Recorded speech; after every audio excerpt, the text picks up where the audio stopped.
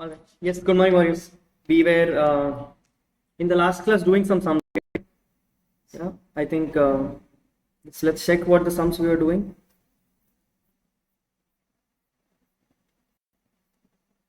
We completed this question, right? Question number 27 we completed. 28 we told we'll do. Yeah. Okay, let's do 28 quickly. It says Alpha Limited is a manufacturing company and has disclosed a net profit of 12.5 lakhs for the year ended 31st March 2024. You are required to compute the taxable income. So step number 1 is satisfied here itself. They have told you to compute the taxable income, ignoring the provisions of 115 BAA, which means you're doing normal. After considering the following items, after giving duly explanation of all the adjustments. So they want clear explanations of all the adjustments. You need to give them what you are talking about. Yes, it says advertisement expenditure is debited to P&L account is including a sum of 60,000 which is paid in cash to a sister concern of a director, the market value of which is 52,000. Now, ICI has tested you on two things here. ICI has tested you on two things here. If you notice, there are two words which are very important. One is that you are making the payment in cash. Second is that you are making a payment to a director's sister concern. So which means it's a specified person. So two things are hitting you hard. Two things are hitting you hard and you don't know what the answer is. You don't know what the answer is. Understand? Both have to be checked. Both have to be checked. If you look at one, let's assume the fact that even market value is proper. Let's assume the fact that even market value is proper. Do you think you can make 60,000 payment in cash? No, which means even if you come and use 40A2 first, you come and say Rahul 40A2 will apply. In 40A2 what you will come and say? You will come and say Rahul 8,000 should be disallowed because it is excessive.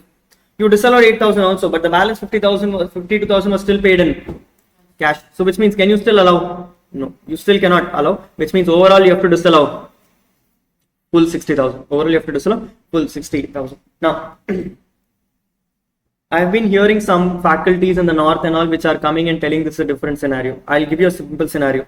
Okay, let's assume the scenario where the scenario was, it came and said that the payment was 12,000. The payment was 12,000 and this was maybe 9,000. This was maybe 9,000. Assuming this example where the total payment is 12,000 and this payment is 9,000. Now you will come and say, Rahul, first of all, you should disallow full 12 or full 9 is the question, right? I'll tell you why. Because the faculties in north have been coming and telling Rahul, as an order of priority, 40A2 will come first or 40A3 will come first? 40A2 will come first. So if you do 40A2 first, what will happen? Out of 12,000 to 9,000, 3,000 will get disallowed. Which means now expense in the P&L left is only 9,000. The expense in the P&L left is only 9,000. And then you will come and say, Rahul, 40A3, 10,000 is the limit, 9,000 you have paid, therefore fully allowed. Therefore fully allowed. Understand? Worst logic. I'll tell you the reason. If you read section 48 properly, it comes and says that the payment should be excessive and the payment will be disallowed. Disallowance happens by assessing officer. The section comes and says assessing officer. It says where the assessing officer finds that the payment is unreasonable or excessive, the payment should be disallowed. Yes or no? Which means the only person who will disallow the payment is assessing officer. If assessing officer is going to disallow the payment, he will do it during return filing or during assessment process. He will do it during assessment process. You are right now in return filing. Yes or no? During return filing, do you think you will voluntarily go and tell assessing officer that sir, I have made excessive payments? Obviously no. You will always come and tell that it has market value.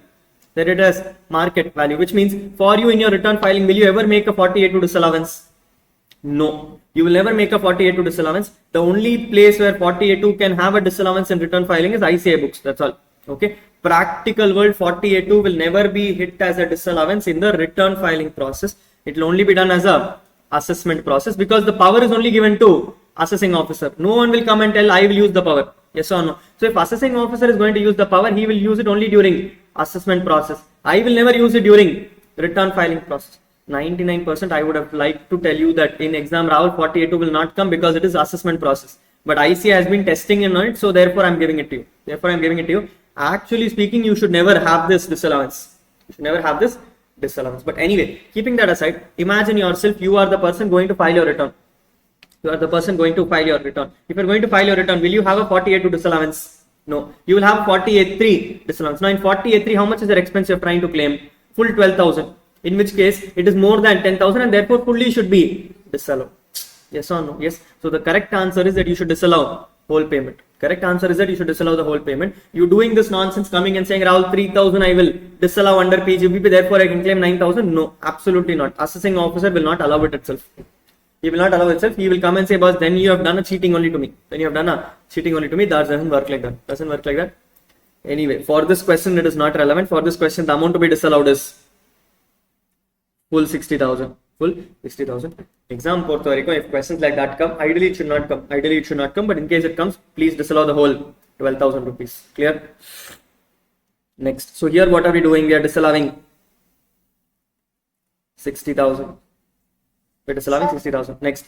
Repairs of plant and machinery which is debited to P&L account includes 1.8 lakhs towards replacement of worn out parts of machinery. Towards replacement of worn out parts of machinery. Such expenditure does not increase the future benefits from the assets beyond its previously assessed standards of performance. So they are coming and saying, I've incurred some repairs, but the repairs is doing no enhancement. Repairs is doing no enhancement. Is it capital? Revenue? Revenue. If it is revenue, it's already there in the P&L, not there in the P&L. Already there. Should you disallow? Add? Reduce? Allow? Nothing. You will ignore.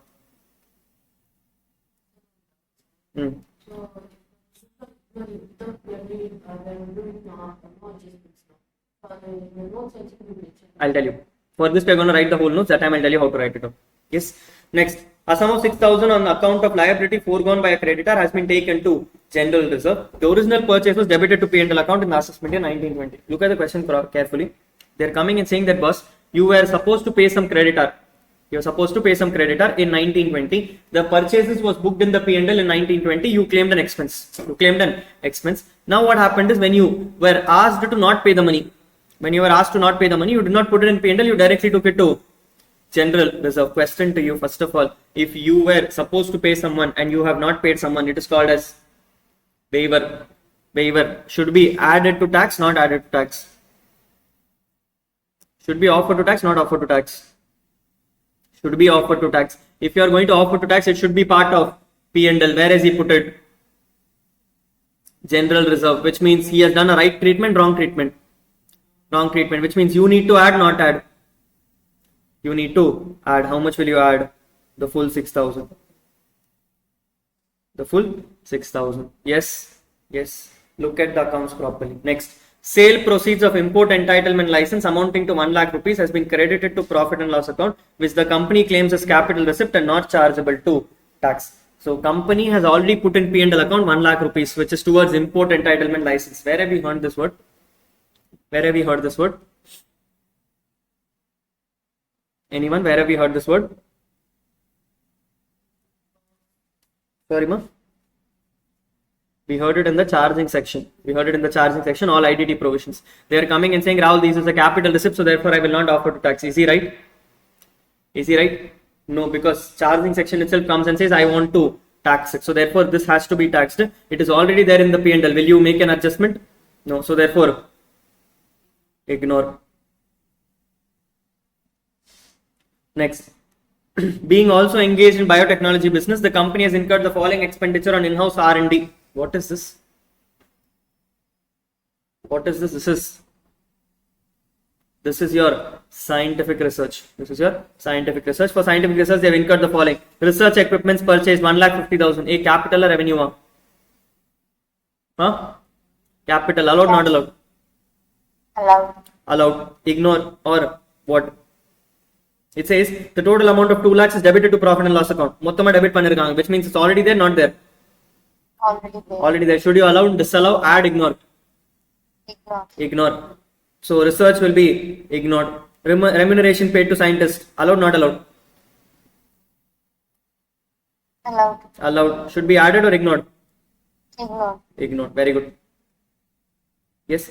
This is how your question looks like. This is how your question looks like. Any doubts? Any doubts? No. If you notice itself, no. Some items are just repeating itself. Okay. Cash payment, specified person, research expenses. Same expenses keep coming once and again. Same expenses keep coming once and again. they don't have any new adjustments also to ask you. So they keep asking you the same things. One adjustment in the whole 14-mark question will be different. Beyond that, everything will be the same. So you just know the answers. What we'll do is we'll write down the answer for this. I'll tell you how to write it in the exam. The format I'll show it to you. Okay. So let's write it down. Question number 28. Sir, Yes, ma'am. so that 48 provisions, generally do companies think beforehand itself that it should be only as per market price and they ensure to comply with it, or generally assessing officer doesn't even find out it? See, if I have to give you how it works in practical life, first of all, disallowance will never happen. Okay, because the section is very vague. The section does not even come and tell what market value is. Okay, so tomorrow it's like, let me put it this way to you. Let's assume you are working as an article in the company. Okay, now if you are an article, I don't mind, I'm just asking general question. You may get a stipend of, let's say, 4,000 rupees, right? At the same time, if you had worked in Deloitte, you would have got a stipend of 10,000 rupees. Does it mean that what you're getting is lesser, or does it mean that Deloitte is getting more? You cannot prove it, right? Because Deloitte has a standard to pay 10,000 rupees. You cannot come and say that, no, I'm getting 4,000 and he's getting 10,000. Just because you are the son of Deloitte's partner or you are the daughter of Deloitte partner does not mean that someone will come and say, no, you should have given a stipend of 4,000 only because the market is showing 4,000, right? So practical wordly, you would never make a disallowance because for you market value is right only. Okay, you will feel that the person is doing an extra job better than others, so you say market value is like that. Okay, so you will never make a disallowance. Coming to the assessing officer side, what would happen is generally in a assessment scrutiny, he will always come and ask you what are the payments made to related parties. Okay, and it will apparently show in your related party disclosures. There is no doubt about it.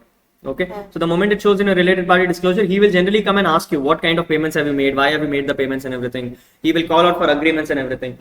99% he will allow it.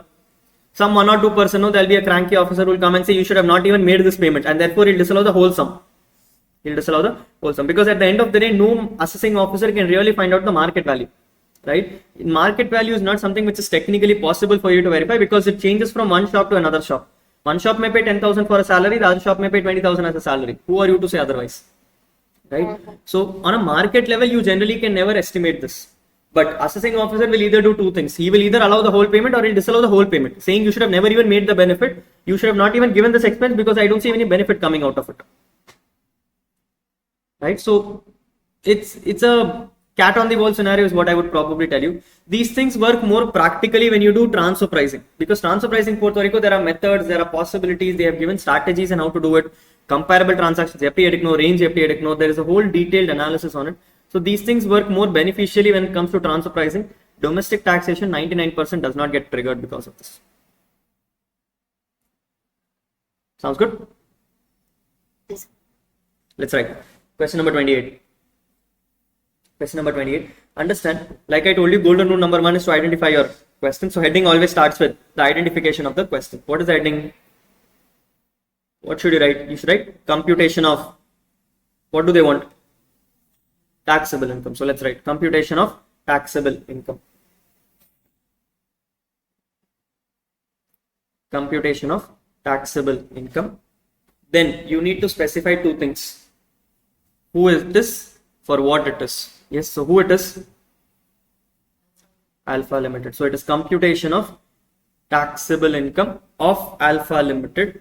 For what it is? Very good. For the assessment year 24-25.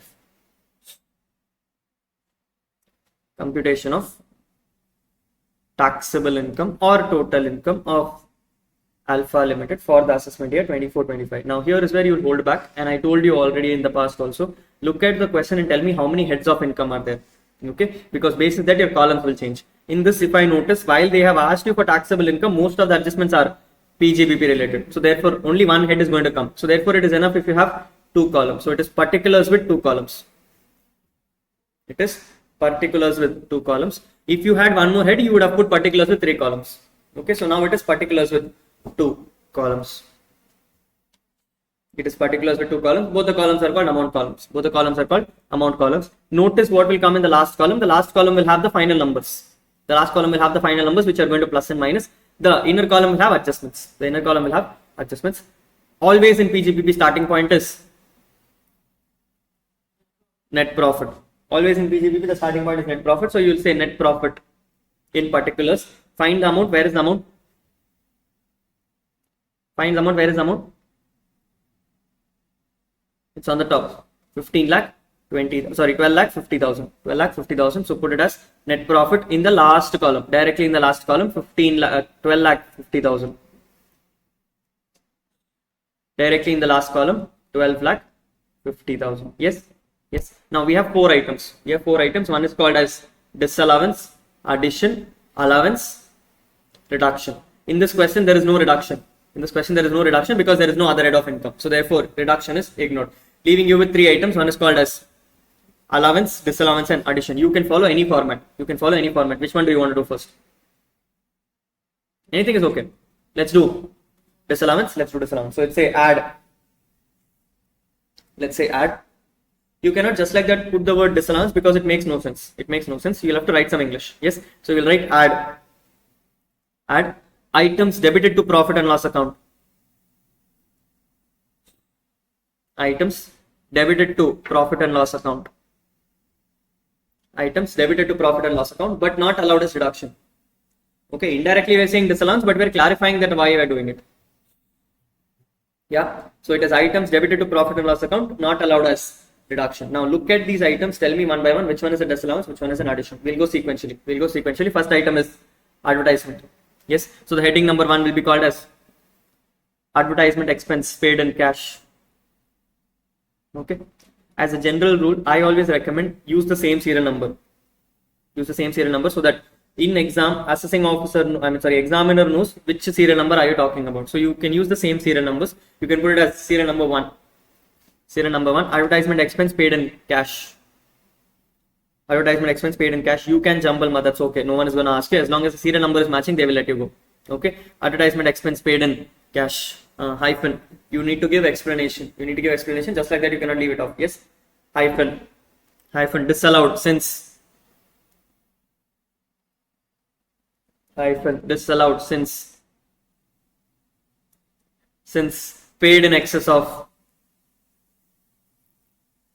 Disallowed since. Paid in excess of. Paid in excess of 10,000. Paid in excess of 10,000.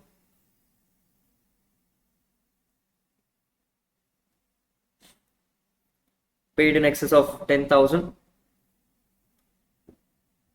to one person in a single day. To one person in a single day. To one person in a single day, other than by permissible modes. Other than by permissible modes.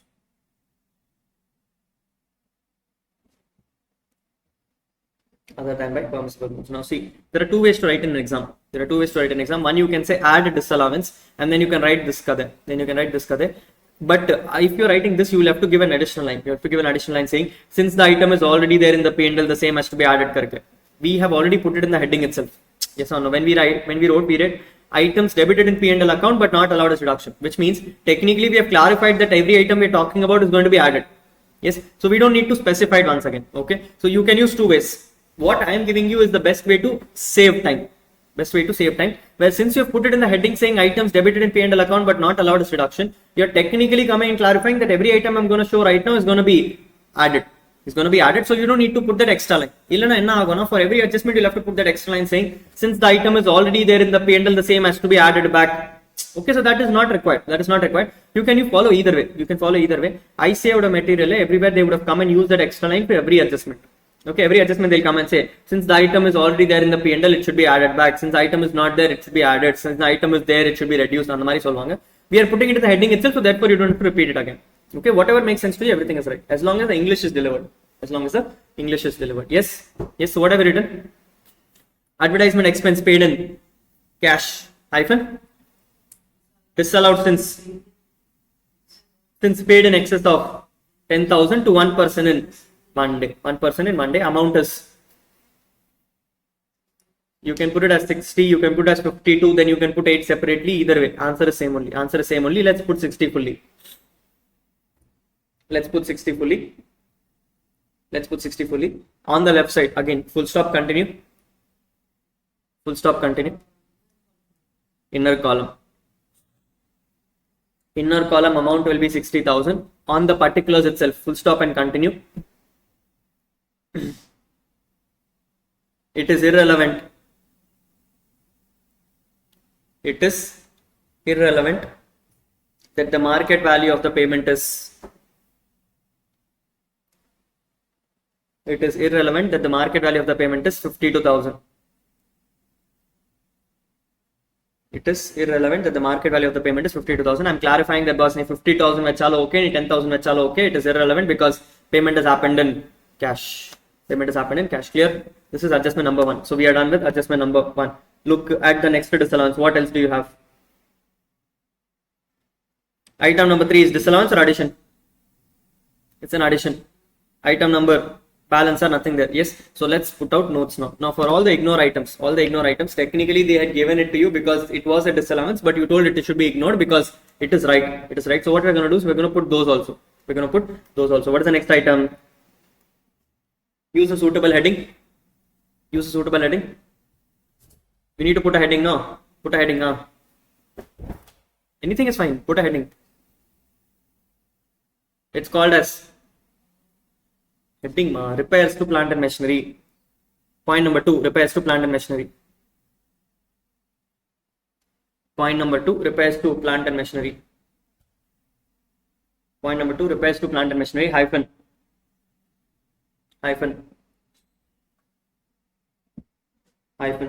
Since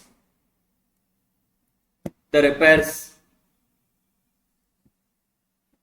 do not increase, copy the last line.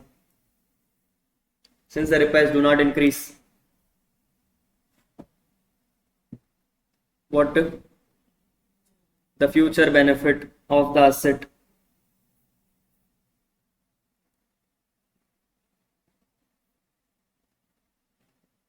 since the repairs do not increase the future benefit of the asset, the expenditure shall be treated as a revenue expense. The expenditure shall be treated as a revenue expense allowable under section 31. This is plant and machinery. 30 is building, 31 is plant and machinery. Hey, if you don't know the section, that's okay. Don't quote a wrong section. Don't know, it's okay. Okay, you can leave it as saying allowable as revenue expenditure, full stop. Okay, what have we written? Since the asset does not increase the future benefit, the same is allowed as revenue expenditure under section 31, full stop. As the expense, full stop, as the expense already forms part of P&L, as the expense already forms part of P&L, as the expense already forms part of P&L, no adjustment is necessary.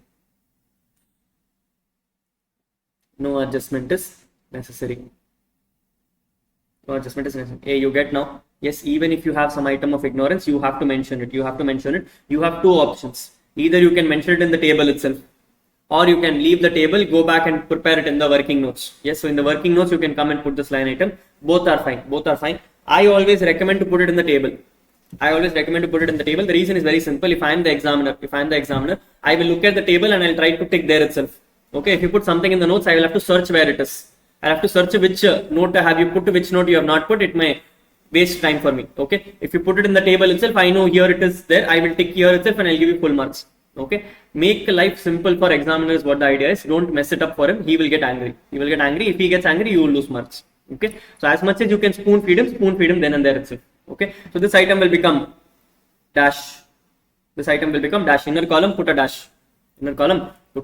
Yes, look at the next items. Third item was addition, so leave it off. Fourth item is an income, so we cannot put it in this line. Because this is a disallowance. So again, leave it off. Next item is R&D. This is an expense. We can put this.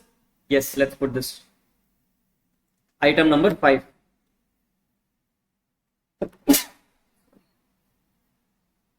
Item number 5. What is the heading? In-house R&D expense. in-house R&D expense. Just put some catchy heading, that's all. Okay, don't copy the whole thing, it's waste of time. Don't copy the whole thing, it's a waste of time. Just put in catchy heading. It's called in-house R&D hyphen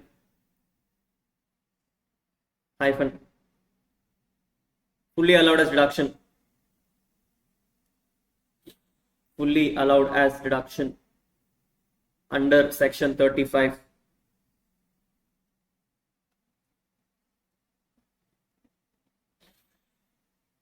Fully allowed as deduction under section 35. Full stop.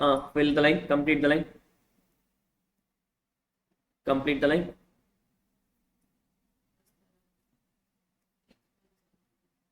Copy from above. Copy from above. As the expense is already debited to P&L account, no further adjustment is required.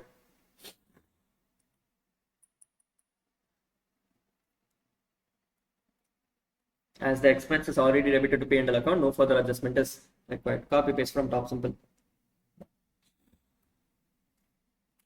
Polama. Yes, we are done with disallowances. Next, we had allowances. Do we have any allowances? No, nothing is there to extra allow. So we'll ignore that also. Next item is addition. Yes, so again, first of all, what you do is total this numbers, put it on the second column. Total the numbers, put it on the second column. There is only one number, I think, which is 60,000. So put it in the last column. Put it in the last column and hold. Don't total it, hold it. Next, add. Next heading is called as add. Give a suitable heading.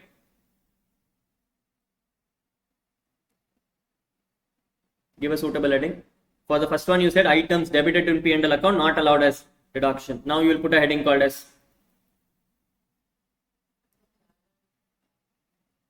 added back. Added back is disallowed.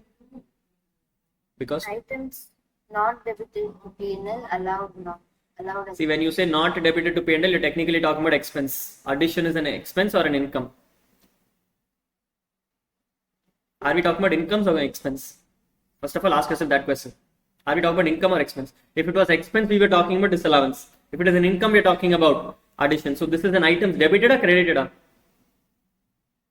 Should be items not credited. Okay, understand, it is not items not debited, it is items not credited. If you say items not debited, you're talking about allowance. You're trying to claim something. I'm not bothered about it. I'm bothered about items which I am supposed to offer.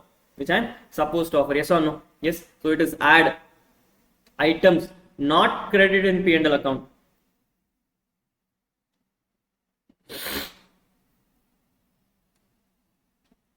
Items not credited in P&L account but taxable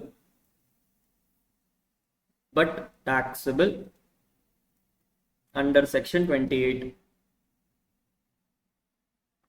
Items not credited in P&L account but taxable under section 28. Read the heading now, see if it makes sense.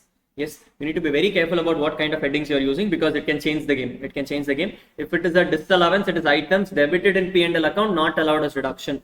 If it is an addition, it is items not credited in P&L account taxable as per section 28. If it is a claim, you will say items not debited in P&L account but allowed as deduction. And if it is a reduction, you will come and say items credited in P&L account offered to tax in other heads. Yes, your small English can make an impact to your answer. Yes, so this is what items not credited in P&L account but chargeable to tax as per section 28. Let's put the numbers. First one is what? Give a suitable heading.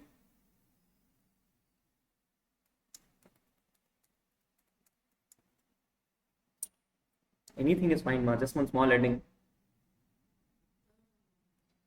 Third one. Give a suitable heading quickly. Don't waste time on all these things. Without heading it. Waiver of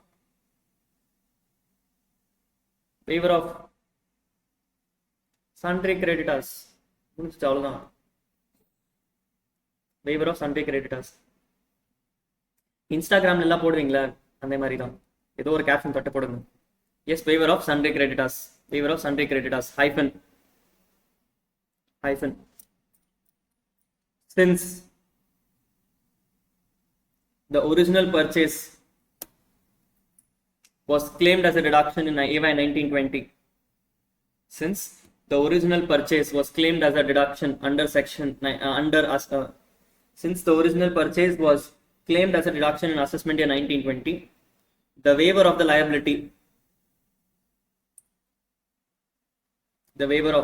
liability is also chargeable to tax. The waiver of liability is also chargeable to tax under section 41. The waiver of liability is also chargeable to tax under section 41. Also chargeable to tax under section 41. நாங்க மேலே எழுதிட்டோம் items not credited to P&L அதனால off to tax, so we don't have to specify it once again. Amount is 6,000. Yes, so point number 3 is also over. Next, point number 4, give a suitable heading.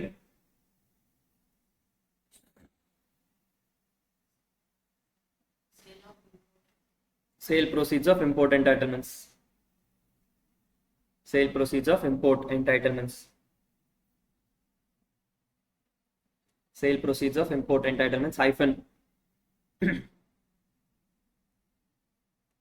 Hyphen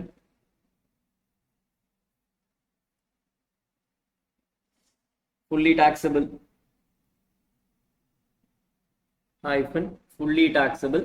as specified under section 28.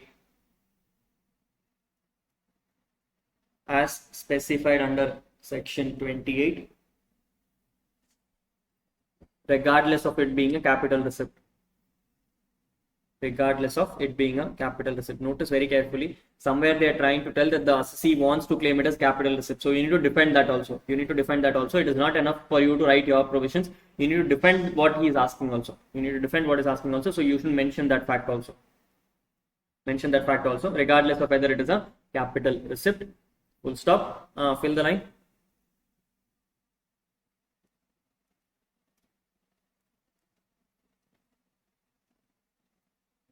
Fill the line. Sorry? As it is already charged to P&L. No further adjustment is required.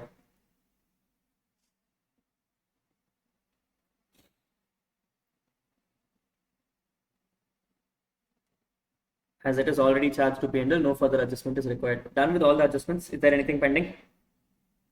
No. Total the column. Bring it to the last column. Amount is 6,000, I think.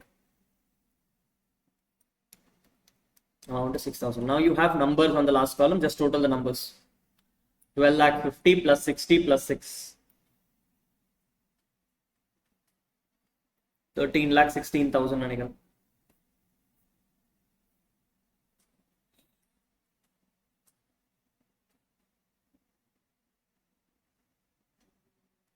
13,16,000.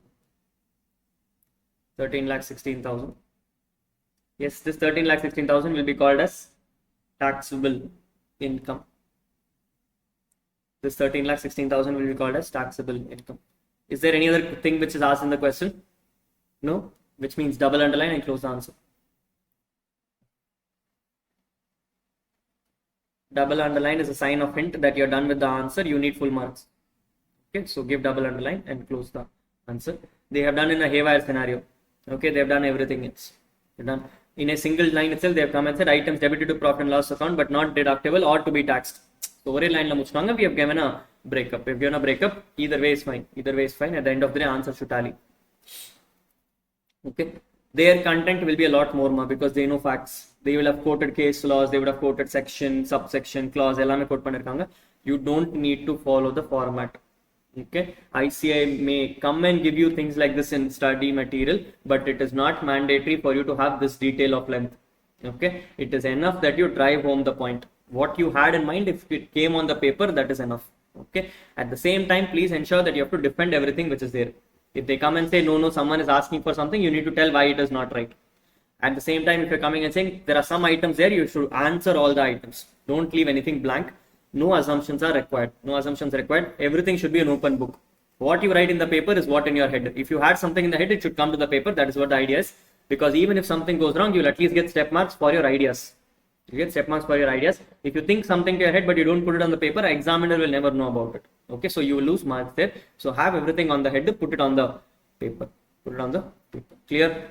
Yes, this is how you need to present your question. Now this is a smaller question, so I prepared it like that. Larger questions, same format. Larger questions, same format. When we do the comprehensive chapter, that time we'll come back to it.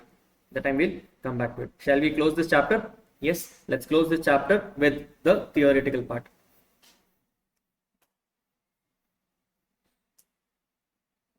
Let's close the chapter with the theoretical part. Moving into admin provisions. Moving into admin provisions. Now, when we started this chapter, I came and told you that you have to do format of Pgbp, net profit, add additions, add disallowances, remove reductions, remove claims and all those things. Yes. Now, you are preparing all those things basis your business. Basis your business. But tomorrow someone is going to verify that business. Who is that going to be? The assessing officer. So assessing officer needs to know how and what did you make this? How and what did you make this? On what basis have you computed it? Yes. Which is why this concept of maintaining books. Maintaining books. This section basically comes and says that if at all you're running a business or a profession, I need you to maintain certain books. I need you to maintain certain books. Now, how to do this, Rahul? Starting now, your business and profession gets split. Your business and profession gets split. Until now, we discussed both business and profession together. From now, we are only going to discuss a split, which means provisions are different for business, provisions are different for profession. Yes, so we are going to start with profession first. We're going to start with profession first. Income tax comes and tells, first tell me who are you. First tell me who are you. I tell, sir, I am a professional. I am a professional. Income tax comes and says, no, you are not a professional. I will tell you who you are. I will tell who you are. So income tax has notified certain professionals.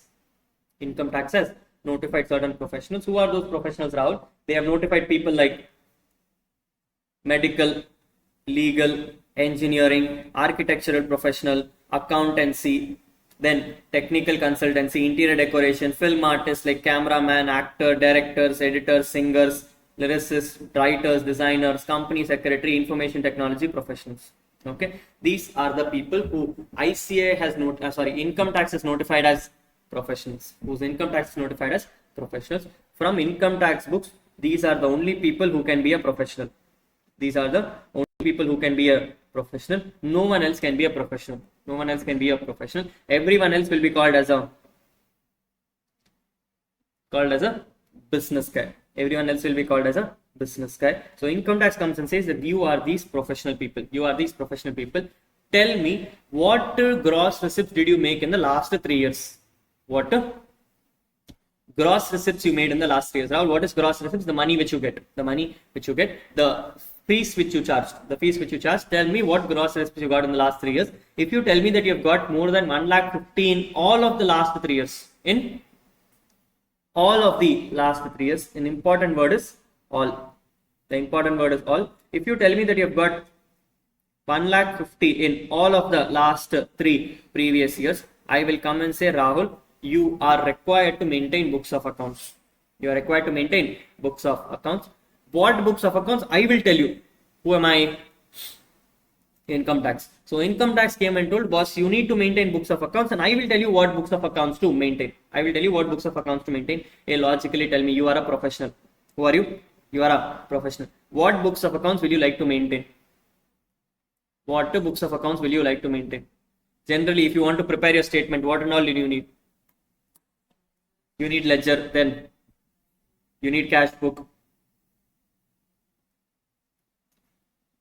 Will you have a purchase book? Will you have a purchase book? No, because you are a professional. You are doing service. You're doing service, so no purchase book. Then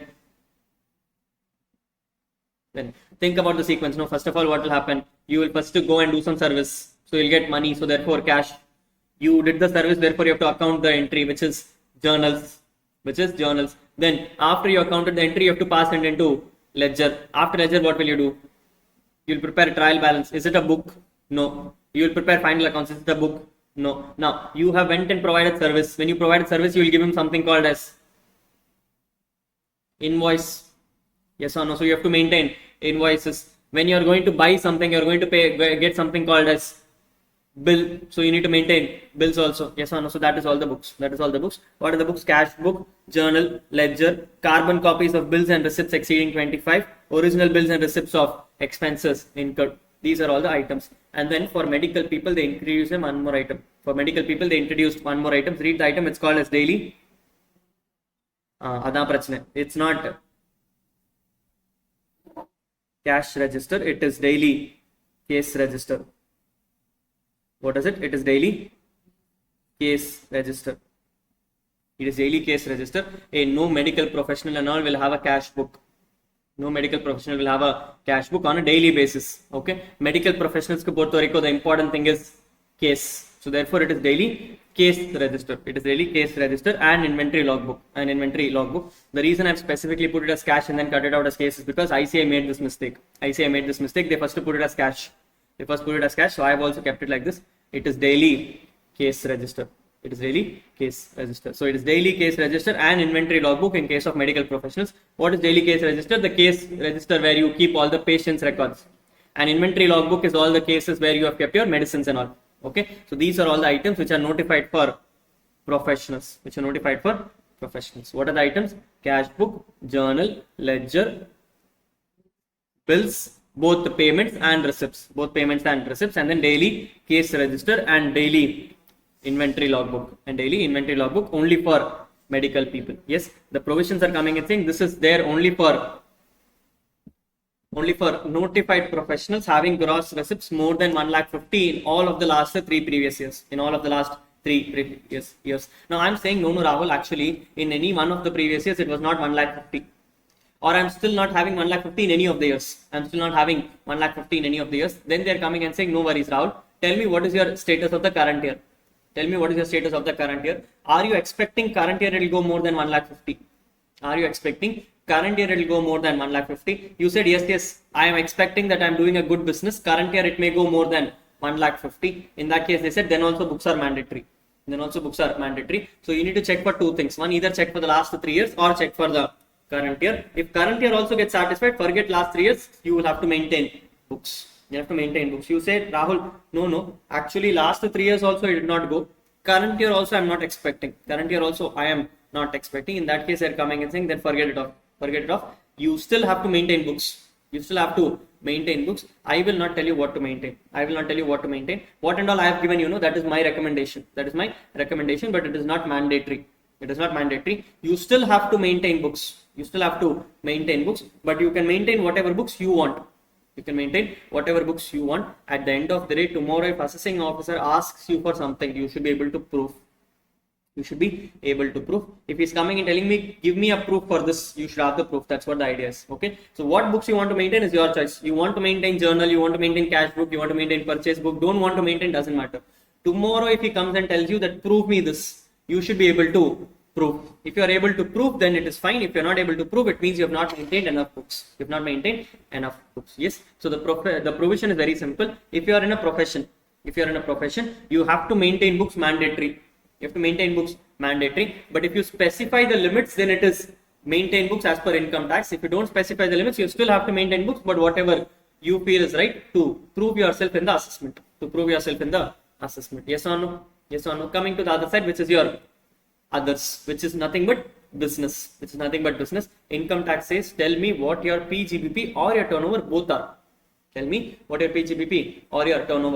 Income tax is coming and saying, if I find out that your Pgbp is more than 1,20,000 or your turnover is more than 10 lakhs.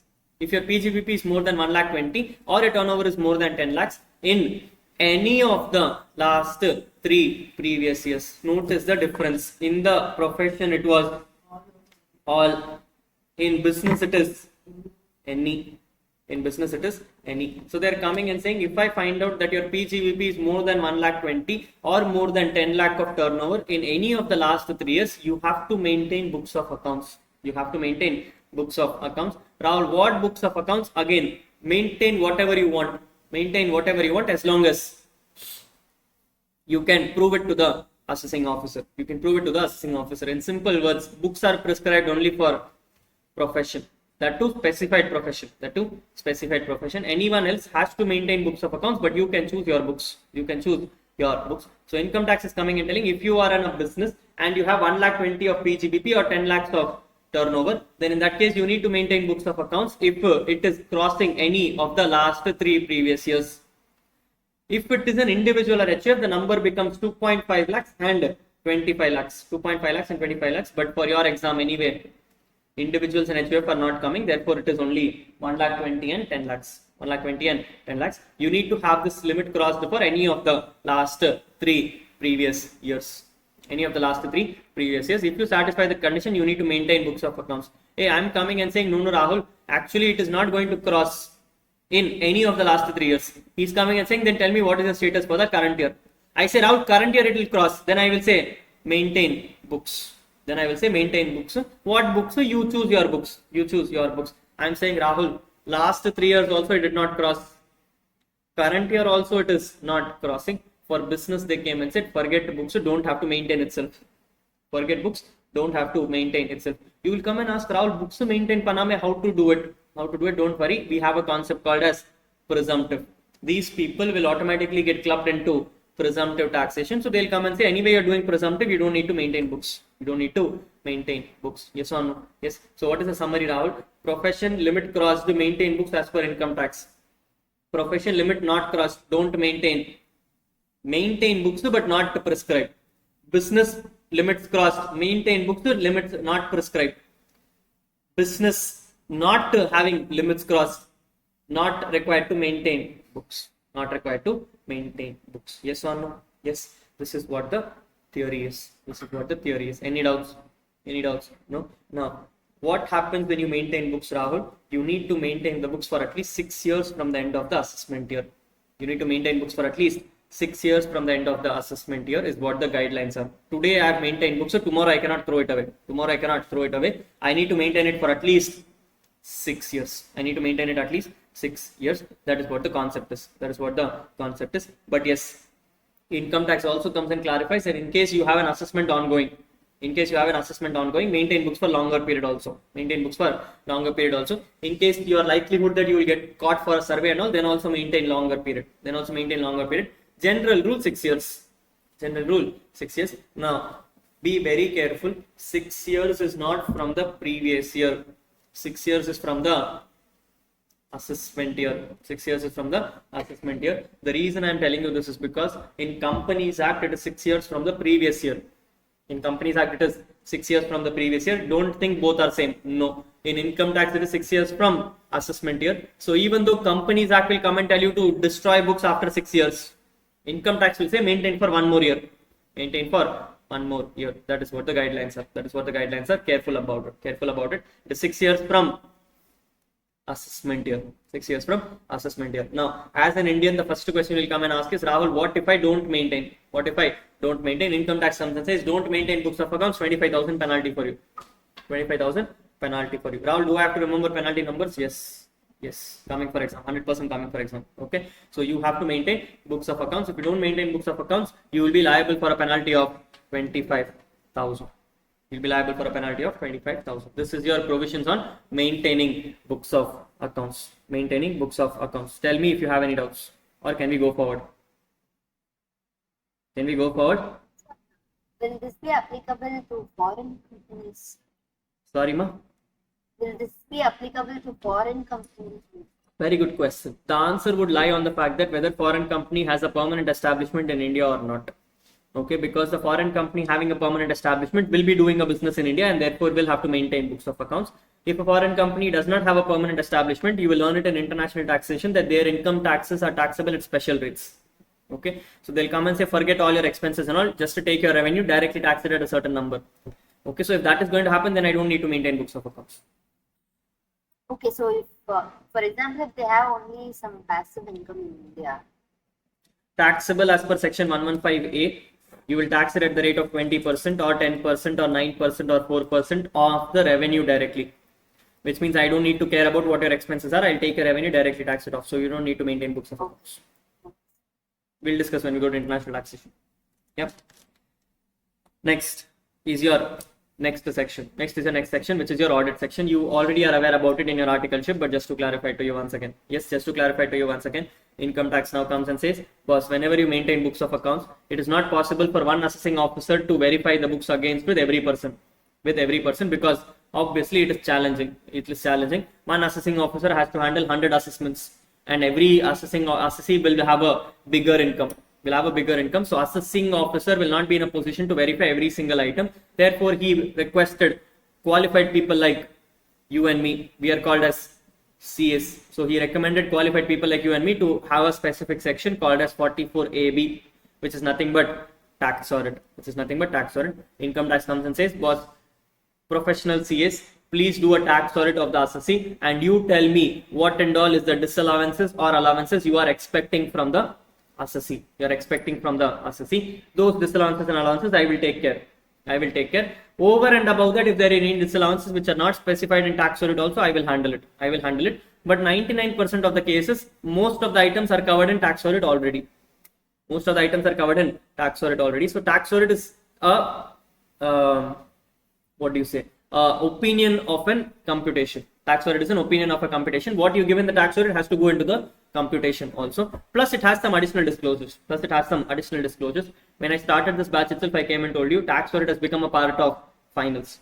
Okay, so in your syllabus itself, you'll now learn what is tax audit. You learn what are the clauses in tax audit. You learn what is the clauses of tax audit. So therefore, this is something which I am holding. We will discuss when we do tax audit chapter.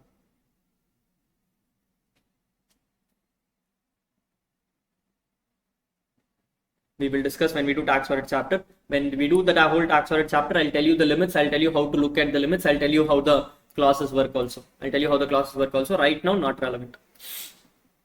Clear, everyone? Can we go forward? Yes. So we have learned two sections of theory. One is called maintaining books, so the other is called as tax audit. Moving on to the next parts. Now these next parts, my personal opinion is not relevant for finals.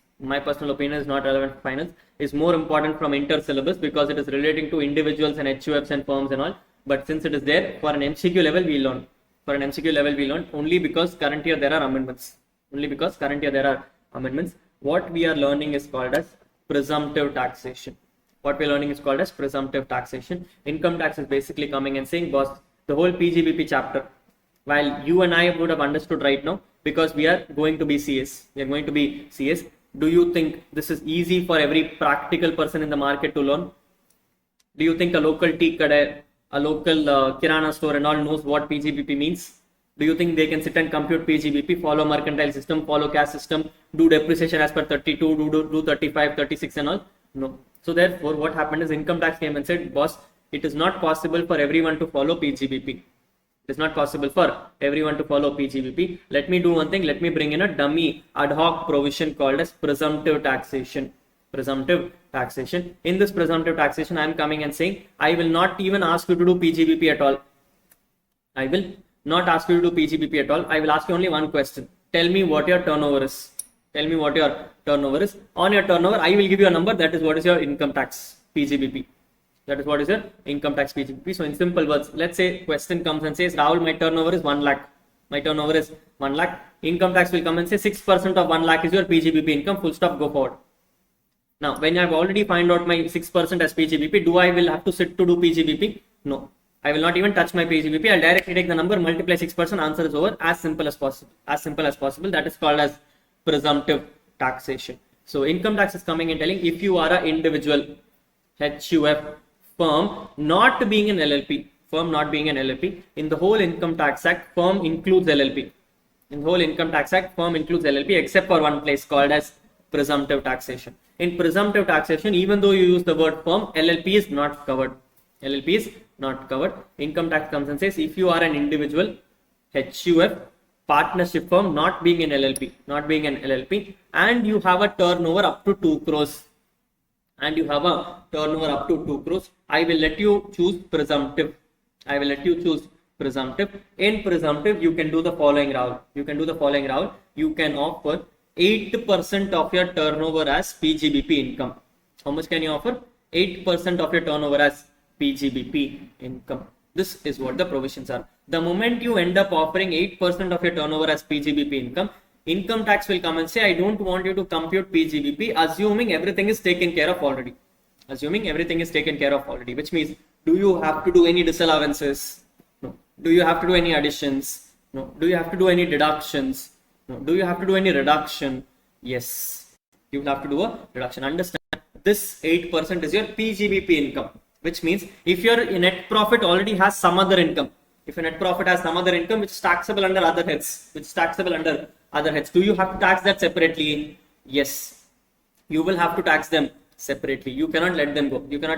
This 8% is only your PGBP income. It is not your total income. So in case you have current year earned dividend income, the dividend income will be over and above 8%. It will be over and above 8%. You cannot let go of this. Yes or no?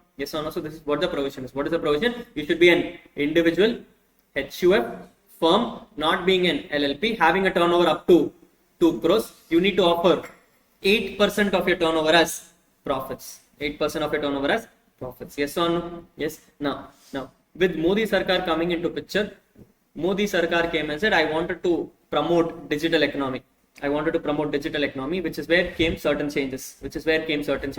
First change they came and said, Rahul, 8% is a big number. If you come and tell me that you are actually doing transactions through bank. When I use the word bank, I mean permissible modes. Income tax came and said, if you are going to receive your turnover by permissible modes, I will make that 8 as 6. So now income tax comes and says, if you have a turnover, for whatever turnover you received by non-permissible modes, it is 8. For whatever turnover you received by permissible modes, it is 6. So you need to split your turnover and check. How is this, Rahul? Let's say, for example, if you find out that your turnover is 100 lakhs. How much? 100 lakhs. 100 lakhs means 1 crore. If it is 1 crore, it is within the limits, not within the limits. It is within the limits. If it is within the limits, you will split.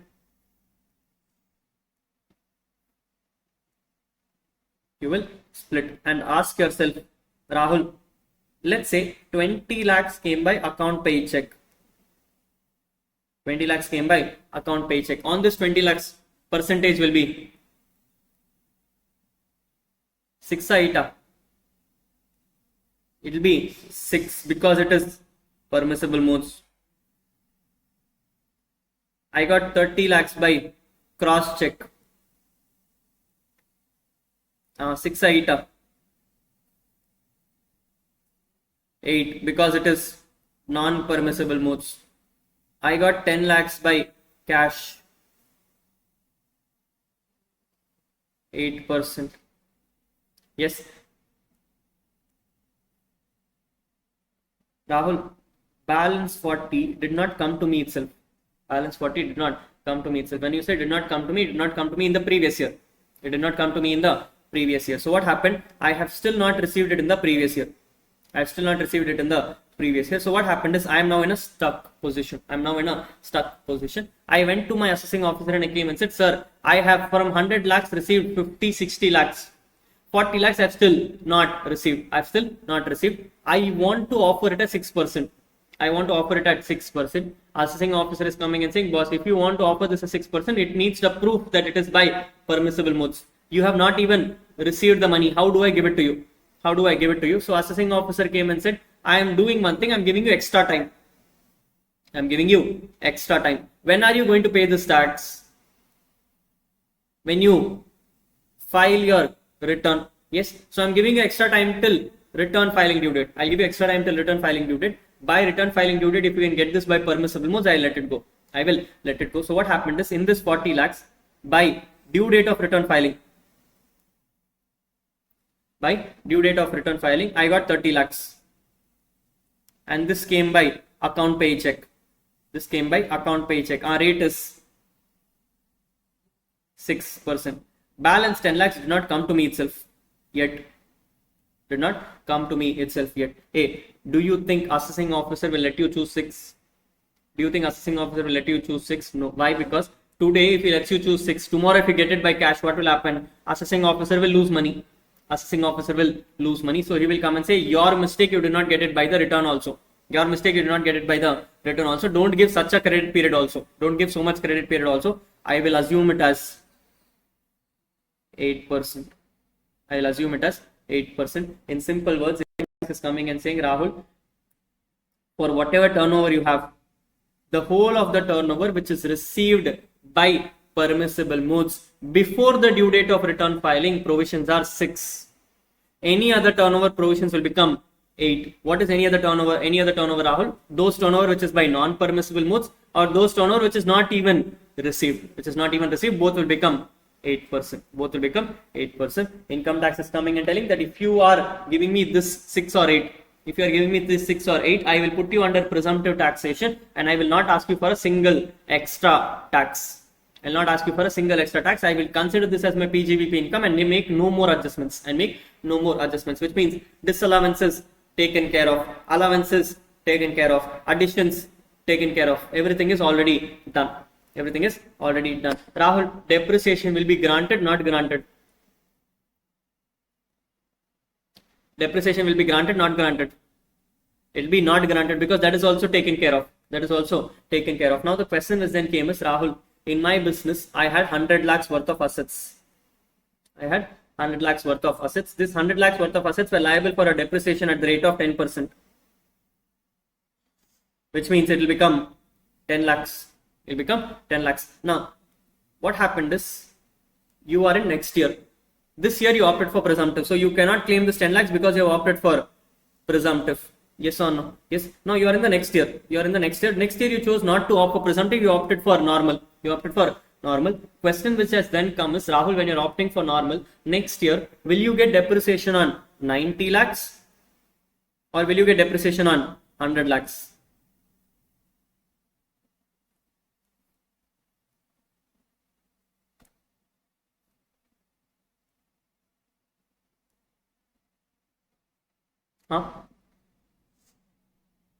When you wanted the 10 lakhs, that year you opted for presumptive, so 10 lakhs did not come to you. Next year you are choosing for normal. Will you get depreciation on 90 lakhs or will you get it on 100 lakhs?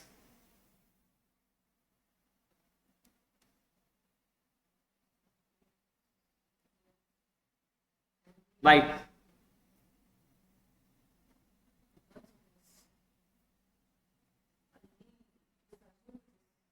Very good. Understand, you will get the depreciation on 90 lakhs. The reason you will get it on 90 lakhs is because it is not like 10 lakhs was not allowed. It is assumed that 10 lakhs is allowed. When we did the Pgbp, in that Pgbp 6 and 8% which we got, on the 6.8%, it is assumed that the 10 lakhs is already granted as a deduction, which means you have already claimed the full number, which means depreciation will come down. So WDV will now be 90, will not be 100. So keep this in mind. Rahul, if you're telling me that this 10 lakhs was already claimed, will you ever have an unabsorbed depreciation? No, because when you are paying a turnover and you're putting a profit, it means every time you'll get a profit, which means you can never have a loss. If you can never have a loss, will you have an unabsorbed depreciation? No, you can never have an unabsorbed depreciation. Income tax is coming and telling that in the future, when you opt for presumptive, all unabsorbed depreciation is assumed to be adjusted. The only thing which is not adjusted is old year or business loss, because that is pertaining to older years. That is not part of Pgbp. It is a part of separate chapter called as set off. So you will not consider. You will consider it as normal set off. But if it comes to unabsorbed depreciation, it is assumed that unabsorbed depreciation is adjusted, because unabsorbed depreciation is not a part of set off. It is a part of Pgbp. Yes or no? Yes. So in simple words, the moment you opt for presumptive, depreciation is assumed to be granted. Unabsorbed depreciation is assumed to be set off. Clear? Not clear? Clear? Then income tax is coming and telling that if you opt for presumptive, your due date for return filing will now not be 31st October, nor it will be 30th November. It will directly become 31st July. Because you have nothing to do. You just have to take your turnover and you have to multiply the percentage. So due date will now become 31st July. Yes or no? Next they are coming and saying, Rahul, if you are liable to pay advance tax, If you're liable to pay advance tax, I don't expect you to pay advance tax in all 4 quarters. I don't expect you to pay advance tax in all 4 quarters. It is enough if you pay the full of the advance tax in the last quarter alone. In the last quarter alone. So what and all benefits I am granting you? First, I came and told you I don't have to compute Pgbp. Second, I'm coming and telling you that your due date will become 31st July. Third, I'm coming and saying advance tax will become only 1 quarter. Fourth, I'm coming and telling Rahul, the moment you have opted for presumptive, do you expect me to maintain books? Do you expect me to maintain books? No. So I'm not going to maintain books. Do you expect me to get them audited? No. When a books itself is not there, can I get them audited? No. So fourth benefit I'm coming and saying, if you offer presumptive, no books, no audit. No books, no audit. No. I actually computed my income as per Pgbp. I computed my income as per Pgbp. My income as per Pgbp is 5 lakhs. And a presumptive is showing 7 lakhs. Will I choose presumptive or will I choose normal? I will choose normal. Income tax is coming and saying, if you choose to go normal, you need to prove me that the normal is right. You need to prove me that the normal is right. How will you prove? Maintain books, get them audited, do it as per Pgbp. So income tax comes and says, presumptive is a easier scheme. I don't need any proof. I will take a turnover, I will multiply by percentage. But if you come and tell me you want anything lower than that, forgetting your limits, you mandatory now have to maintain books. You mandatory now have to get them audited. Yes or no? Yes. Next.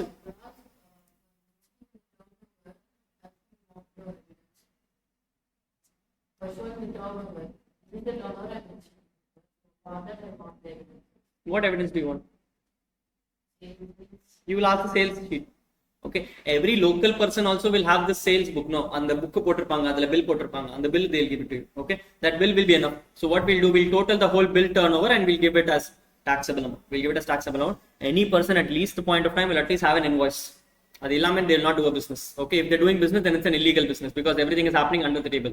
Okay, so no one will do a cash business unless and until, yes, it's a tea kadai and all those things. That's a different story altogether. These people will generally not pay taxes itself. They'll come and say my income itself is not so much to pay tax. Okay, although these people are ending up actually earning more than you and me also.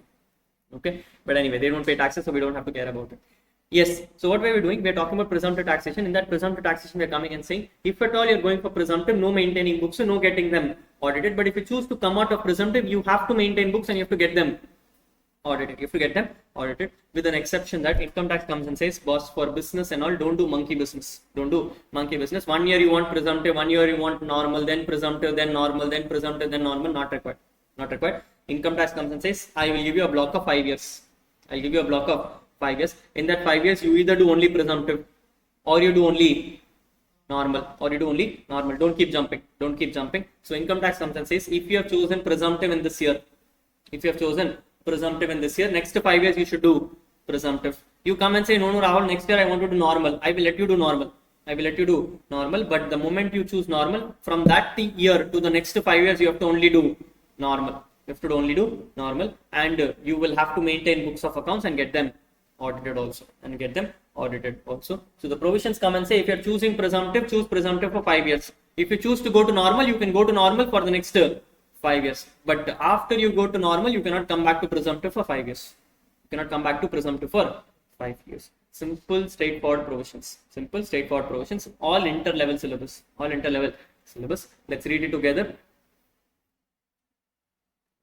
It says, resident individual, HF, partnership firm, not being in LLP, having a total turnover, gross receipts of business up to 2 crores. They are coming and saying Pgbp for the year will be 8% in case of others, 6% in case you are getting the turnover by account pay check, account pay draft, electronic clearing system, or any other prescribed modes on or before the due date of filing the return. Note, please split the turnover of the current year and check how to check for 6 or 8%. When you do presumptive taxation, all adjustments under Pgbp are assumed to be considered. Hence, no further disallowance or deduction is required. Next, they're coming and saying, any assessee opting for 44AD shall not be eligible for deduction under 10AA or heading C of chapter 6A. Obviously, when you have done the whole Pgbp, you have done the whole Pgbp. Next, closing WDV of the block of assets shall be computed if depreciation is actually been allowed during the previous year. They're coming and saying, and the 10 lakhs is assumed to be allowed, you cannot claim it further. You cannot claim it further. However, no deduction of depreciation shall be granted in PGBP.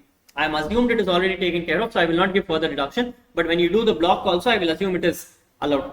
I will assume it is allowed. Since unabsorbed depreciation is dealt in section 32, any unabsorbed depreciation of earlier years shall be deemed to have been considered in the computation of presumptive taxation, and further no carry forward of such unabsorbed depreciation shall be permitted.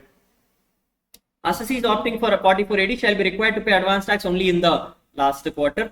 Due date for return filing will now become 31st July. Assessees opting for presumptive taxation are not required to maintain books of accounts or get them audited. However, if the assessee wishes to offer an income lower than the income given above, he will have to maintain books of accounts and get them audited if he is liable for tax, meaning his income is going beyond basic exemption limit. Where an assessee opts for presumptive taxation under 44AD for any assessment year and subsequently wishes to opt out of the same, for next 5 years, he shall be eligible to opt out of the same, provided for the next 5 years from the date of violation, he will have to maintain only normal, get the books audited and get the books maintained and get it audited Yes or no? Yes or no? This is what your provisions are. Clear till here? Yes. Now. Sir, Yes, ma'am. that unabsorbed depreciation point. You didn't understand. Yeah. Okay. So look at it carefully. I came and said that if your PGBP in the current year is, let's say, 10 lakhs.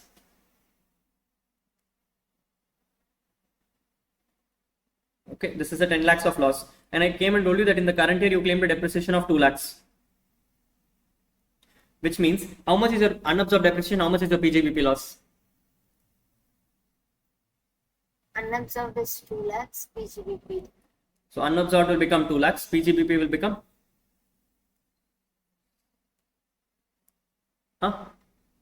8 lakhs.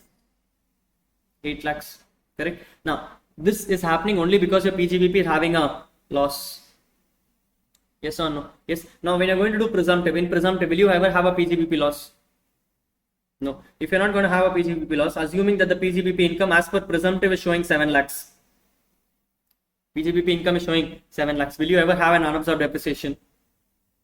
No. Will you have a business loss? No. Which means this will never be applicable. Yes or no? Yes. At the same time, whenever I did unabsorbed depreciation, I came and told you unabsorbed depreciation is that depreciation which is carry forward for infinite years and can be set off in any head other than salaries. Yes. Why is that happening, Rahul? Because it is dealt under section 32. It is dealt under section 32. Section 32 comes and says that if at all you have any unabsorbed depreciation, you can assume this unabsorbed depreciation as depreciation of next year. You can assume the unabsorbed depreciation as depreciation of next year. Now, question to you. Last year you had a 2 lakhs of unabsorbed depreciation. Current year you have 7 lakhs of profit. Can you come and say, Rahul, 7 lakhs is my current year presumptive income. Last year UD is 2 lakhs. Therefore, current year I'll offer 5 lakhs. Can you come and say this? Answer is no. Because income tax comes and says unabsorbed depreciation assumed to be depreciation of current year. The moment you assumed that depreciation as current year, 2 lakhs became depreciation of current year, which means current year was again 2 lakhs. Now, this 7 lakhs is after considering the 2 lakhs or before considering the 2 lakhs? It is after considering the 2 lakhs, which means 2 lakhs is absorbed. If 2 lakhs is absorbed, this depreciation will become not eligible.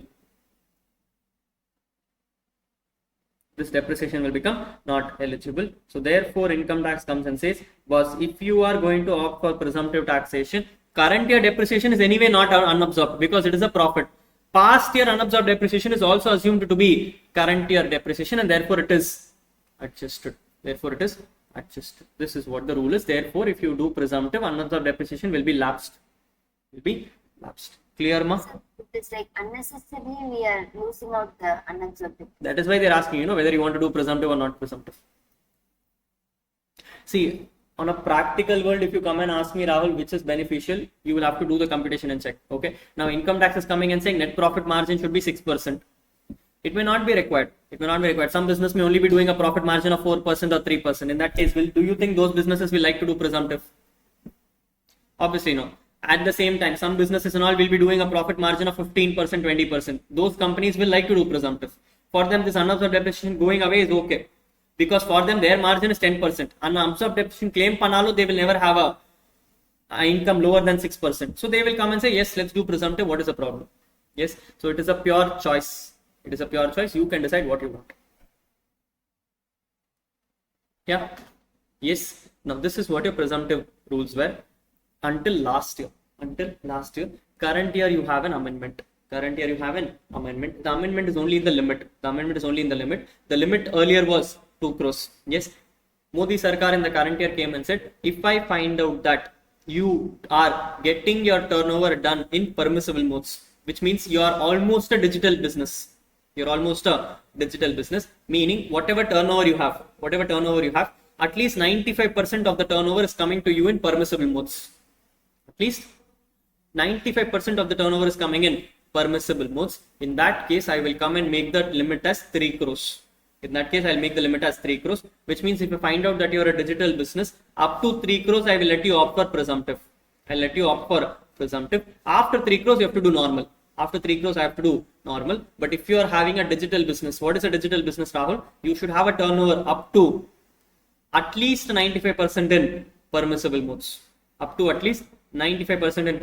You will be called as digital business, in which case your limit will now become 3 crores. Yes or no? Yes, look at the limit. It says, if the total turnover gross receipts which is received in cash, bank draft, other than account pay check, which is not exceeding 5% of total receipts. The number will become 3 crores and not 2 crores. In simple words, you should get your most of the turnover at least by 95%. Most of the turnover in permissible modes at least by 95%. Your turnover will become 3 crores. Please take out your amendment pen and highlight this quickly.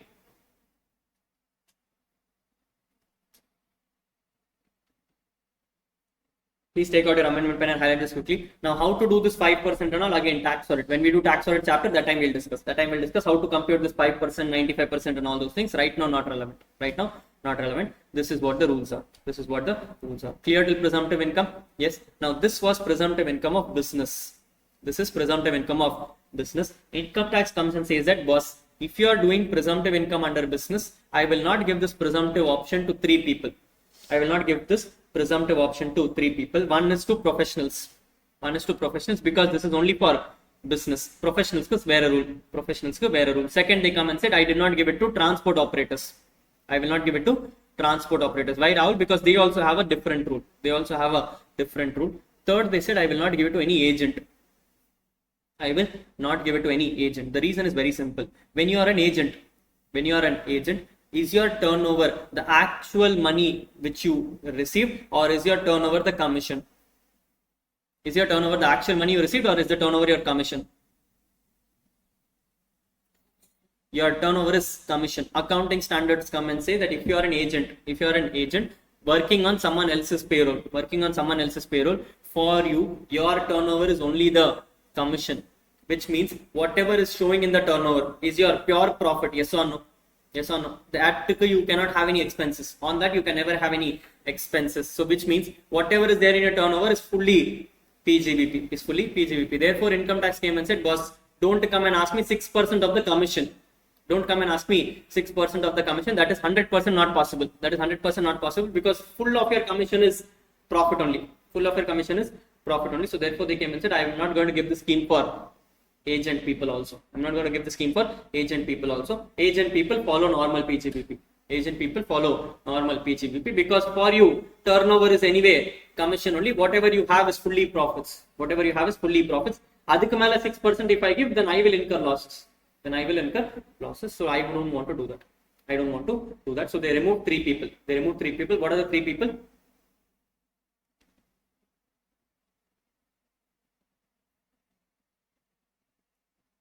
What are the 3 people? It says 3 people are any kind of person carrying on notified profession, any kind of person doing agency business, any kind of commission agent, and any person covered under transport operations. These people are not liable for presumptive. These people are not liable for presumptive. Yes or no? Any doubts? All clear? All clear? Can we do next one? Yes. Next is called as presumptive taxation for professionals. Next is called as, Sir, yes ma'am. so this commercial brokerage, they'll also have some expenses. Like,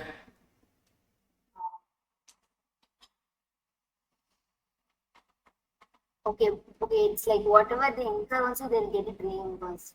that's how contract works, right? Yeah, so they can never have any expenses because whatever they incur also they will recover it back from the agent principal itself. So they will never have any kind of other expenses. So therefore technically it is almost as good as zero. Yeah.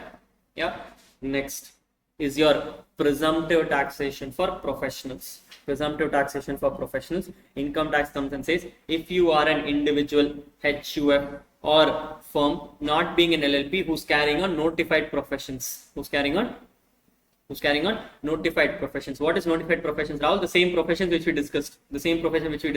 Legal, medical, engineering, IT, film actors, accountants, CS and all those things. If you are doing that, and I find out that your turnover is less than 50 lakhs, you are eligible for presumptive. But in profession, you need to offer 50% of your turnover as profits. How much? 50% of your turnover as profits. There it was 6% or 8%. Here it is 50%. They say, Rahul, if you are a professional, offer 50% of your receipts as Pgbp income. I will let you leave away without maintaining books or doing audit. So the provisions come and say, if you are having a receipts less than 50 lakhs, offer 50% of your receipts as Pgbp income. You don't have to do any Pgbp adjustments. You will not maintain books of accounts. You will not get them audited. Your due date will become 31st July. Your advance tax due date is last quarter. All provisions are same. If you want to opt out of presumptive, go ahead and opt out of presumptive as long as you maintain books and get them audited. The only difference in profession is the 5 years rule is not there. Which means this person can choose presumptive 1 year and can come out of presumptive next year. Okay, you can keep jumping. He can keep jumping. 1 year he can do presumptive, 1 year he cannot do presumptive. Anything is fine. This is what the rules are. With the current year amendment saying that if you are into digital business, what is digital business, Rahul? You should have at least 95% of the turnover coming in permissible modes. In that case, 50 will become 75. Rahul, what exactly is happening? If you notice, in business, 2 became 3. Here, 50 is becoming 75. Basically, 150% increase. 2 kapadi is 1, add 1, so 3. 50 kapadi is 25, add it, so it is 75. So it is becoming a 150% increase. Income tax is coming and saying if you do a digital business, 150% increase in the turnover limits. All provisions same as business. Yes or no? Can we go forward? A simple straightforward things. All you learnt in inter. Just some limit changes, that alone you have to keep in mind. Can we go forward? Yes. Last is called as presumptive taxation for transport operators. Transport operators. Income tax comes and says if you are into transport operations, like flying, hiring, leasing and all those things, and you do not own more than 10 vehicles at any time in the previous year. I will call you as a transport operator liable for presumptive. The important word here is anytime. Anytime in the previous year. Let's say for example, you started your business on 1st April. On 1st April, you had 8 vehicles. Are you eligible, not eligible? Eligible. On 1st May, you bought 1 vehicle. Eligible, not eligible? eligible because it is still 9. It is still 9. On 4th May, you bought 2 vehicles. On 5th May, you sold 1 vehicle. You sold 1 vehicle. Rahul, are you eligible? Not eligible? Are you eligible? Not eligible? Why not eligible? Anytime during the year. Very good. Understand. On first day it was 8. Then it became 9. Here it became 11. Came down to 10. Even though it came down to 10 on the next day itself. One day it was 11. And therefore it becomes not eligible. Which means this person cannot opt for presumptive taxation for the whole year. He cannot opt for presumptive taxation for the whole year. Income tax comes and says you should not have more than 10 vehicles at any time during the previous year. That is what the rule is. One day also violation is done. Rahul, if he had done ulta scenario, what is ulta scenario, Rahul? If he had first sold one vehicle, and then bought the two vehicle, is he eligible? Yes, what he did is he first sold one vehicle on 5th May and then bought one vehicle on 6th May. And then bought 2 vehicles on 6th May. Is he eligible? Not eligible? Tell me now what is happening. 8 became 9, 9 became 8, then it became 10. Are you eligible? Not eligible? You are eligible. Yes, so your sequence is important. If you end up buying more before selling, in that case you may lose your benefits. Always first to sell, then buy. Always first sell and then buy. Income tax is coming and saying that if you are a transport operator who is doing transport operations having not more than 10 vehicles, split your vehicles into 2. One is called as HGV, one is called as others. What is it? What is called as HGV? One is called as others. HGV means any vehicle with a weight more than 12 tons.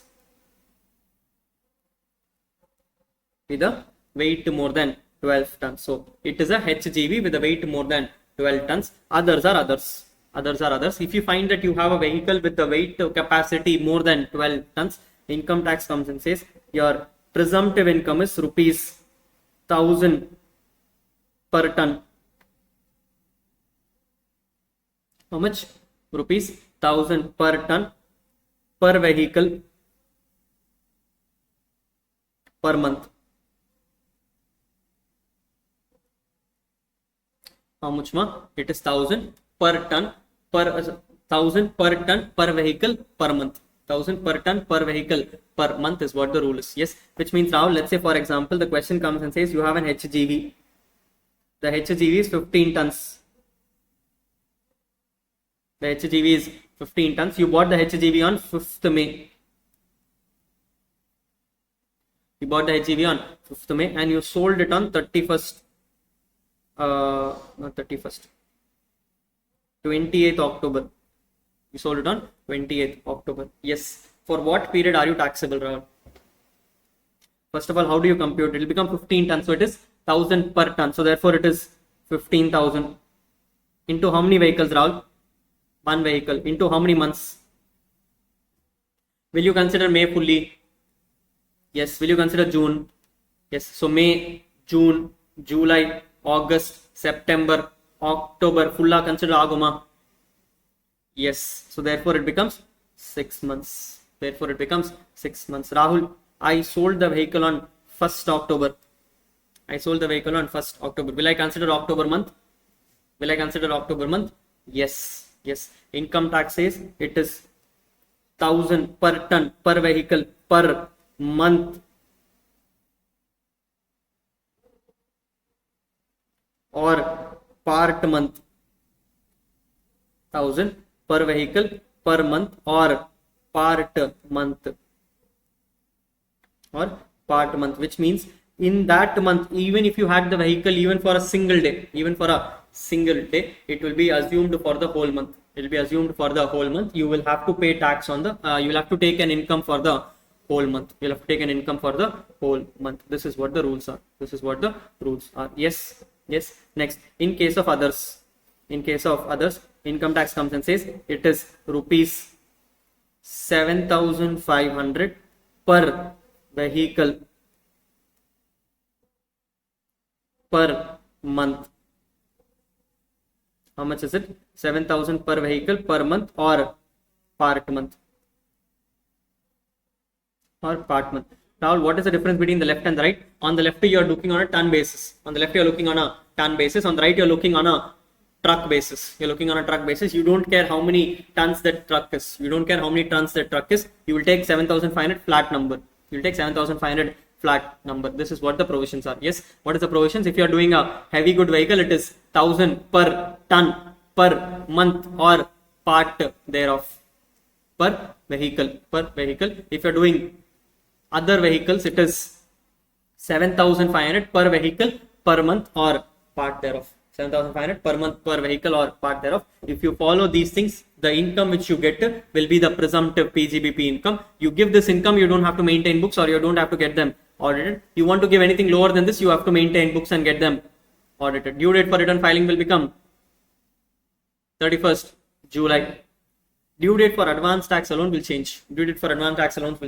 In this case, due date for advance tax will be the same 4 quarters. The earlier 2 cases I told only last quarter. Here it is all 4 quarters. The reason is because income tax is coming and telling, boss, you already know how many vehicles you have. It doesn't matter. You are still in a position to pay me every quarter. So therefore, I am okay with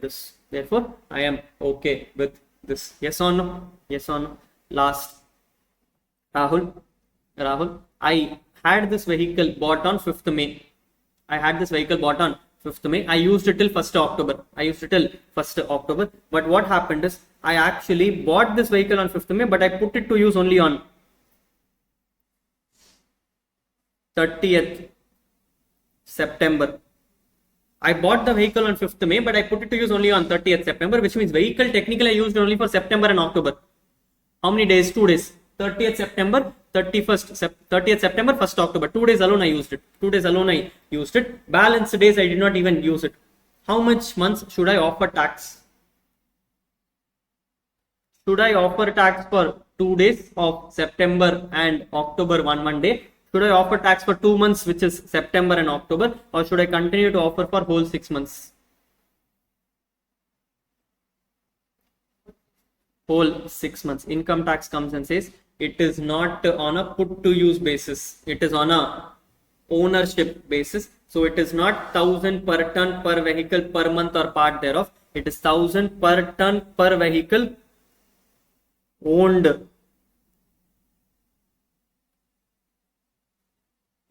per month or part thereof. Which means even if you have not used the vehicle, you still have to pay tax on that vehicle in that month. Because income will be assumed for that month also. Yes or no? Yes. Let's read the provision. It says, any assessee engaged in plying, hiring goods or vehicles who do not own more than 10 vehicles. In case it is a heavy good vehicle having a capacity more than 12 tons.